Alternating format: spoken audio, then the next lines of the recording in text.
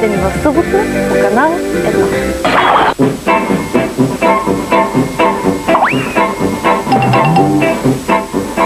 Знаете ли къде децата падат от високо с най-голямо удоволствие? Къде най-храбро се къпят с дрехите? Командостите са на 11 години, математиката е най-смешна. Чувам вече отговора. Правилно! Всичко това може да се случи единствено и само палавници.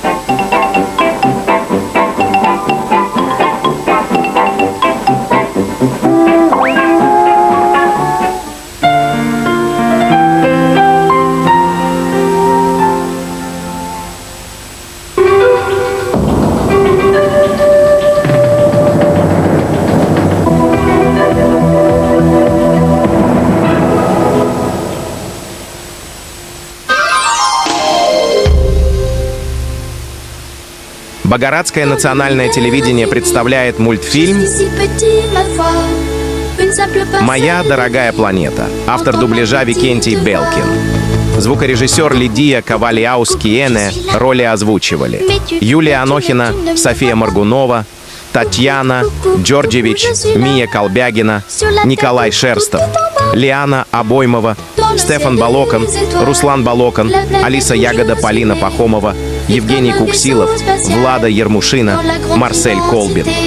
Режиссер дубляжа Рустам Хабибулин, ассистенты Дина Фомина, Мия Касьянова. Фильм озвучен Zigma Studio в 1999 году.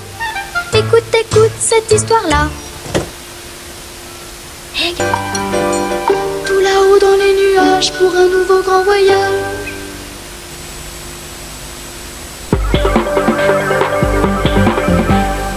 Здравейте, драги зрители! Темата на предаването Памет българска на 10 юли, събота, от 11 часа и 15 минути ще бъде археологическите разкопки и съдбата на древната българска столица Преслав. Гост на предаването ще бъде професор доктор Маргарита Ваклинова.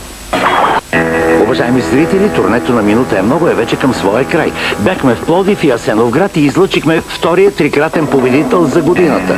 Гостувахме във Варна и Шумен и отличихме третия трикратен победител. А сега ще отидем в подножието на Пирин, Благоевград. Елате на 10 юли от 10 часа в историческия музей на Благоевград в архитектурния комплекс Вароша. Гледайте, минута е много всяка събота по обед. Играйте с нас!